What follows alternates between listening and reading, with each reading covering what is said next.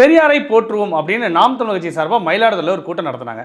அதுக்கு அடுத்த நாளே பெரியார் ஒருவரே பெரியார் அப்படின்னு சொல்லிட்டு இந்த திராவிட கழகத்தோட ஆதரவாளர்கள்லாம் இணைஞ்சு ஒரு கூட்டம் நடத்தியிருக்கிறாங்க. பெரியார் என்ன பேசினார் தானே பேசணும். அதை விட்டுட்டு தொடர்ச்சியா அண்ணன் சீமானை தனிமனித தாக்குதல் நிகழ்த்துவதும் அவர் குறித்த அவதூறாக ஆபாசமாக பேசுறது மட்டும் தான் பெரியாரிஸ்டுகள் பேசுறாங்க. நேத்து பேசணும் கூட சீமானனை எந்த இடத்துல ஈவேராவை நாங்க ஏற்க மறுக்கிறோம், ஈவேராவுடைய சாதி ஒழிப்பு என்னன்னு கேட்கிறார். கேட்ட எந்த கேள்விக்கும் பதில் சொல்லாம பெரியாரிஸ்டுகள் உண்மையிலே என்ன பண்ணிருக்கணும், சரி பெரியார் சாதியை ஒழிச்சாரு, சாதியை ஒழிக்க பாடுபட்டாரு, பெரியாரால தான் சாதி ஒழிஞ்சிச்சுன்னே சொல்றாங்க. அப்புறம் எப்படி தமிழ்நாட்டில் இத்தனை ஆணவ படுகொலை நடக்குது? இந்தியாவிலே அதிகமான தீண்டாமை கொடுமைகள் நடக்கக்கூடிய மாநிலமாக தமிழ்நாடு மாறின்னு சொல்லி எவிடன்ஸ் கதிர் சொல்றாரு, மரியாதைக்குரிய திருமாவளவன் சொல்றாரு, எல்லாருமே சொல்றாங்க. அப்ப பெரியார் சாதியை ஒழிச்சாருன்னா இன்னைக்கு வரைக்கும் சாதிய கொடுமை நடக்குது. ஒடுக்கப்பட்ட சமூகத்தை சார்ந்த மக்கள் ஊராட்சி மன்ற தலைவர்களாக இருக்க முடியலையே. அவங்க இருந்தாலும் அந்த இடத்துல அவங்க ஒரு டம்மியான ஆளா தான் இருப்பாங்க, ஒரு ஆக்டிவான ஆளா இருக்க முடியாது. அதான் யதார்த்த உண்மை, கலா யதார்த்தம். நிறைய இடங்களில் தேசிய கொடியை அவங்களால ஆகஸ்ட் 15ஆம் தேதி ஏற்ற முடியாத சூழ்நிலைக்கு தள்ளப்படுறாங்க. அப்போ